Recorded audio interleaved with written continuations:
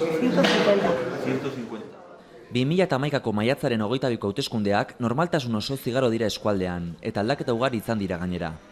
Esaterako, Tolosako kasuan, Bilduk jaso ditu bozka gehien, 3.812rekin. EAJ 171 bozka gutxiagorekin gelditu da, zehazki 3.651rekin. Tolosako hirugarren indarra Alderdi Sozialista izan da, 580 bozkarekin. Jarraian, 480 bozkarekin Aralar izan da. Bosgarren indarra eta zinegotzirik lortu ez duena Alderdi Popularra izan da, 472 bozka lortuta. Ezker Batua Berdeek 205 bozka eta hamaika batek 83 lortu ditu. Ano eta Ibarra, Irura, Bilabona eta Zizurkien ere Bildu izan da alderdirik bozkatuena, EAJaren jarraipenarekin. Honela izan dira alderdi politikoen boto eta zinegotzi kopuruak eskualdean. Lehenengo Bildu atera da 11.673 bozkekin eta 117 zinegotzirekin. Bigarren postua EAJak lortu du. 5.753 bozka eta 23 zinegotzirekin.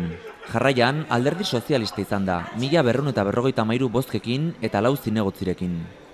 Alderdi Popularrak 889 bozka lortu ditu, eta ez du zinegotzirik lortu eskualdean.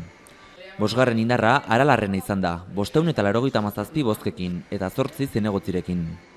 Ezker Batua Berdeek jarraitzen dute Aralarren atzetik. 286 bozka eta zinegotzirik gabe. Hamaika bat alderdiak berriz, 171 botu lortu ditu eskualdean, eta ez du zinegotzirik atera. Eskualdeko hautetxien zerrendak 2.510 bozka jaso ditu, eskualdeko herri txikietan batipat eta 78 zinegotzirekin. Orain paktuak eta elkartzeak nola egingo diren ikusi beharko dira, eta baita udalak osatuta nola geldituko diren ere. Eskualdeko herri handienetan honela geratu dira zinegotziak.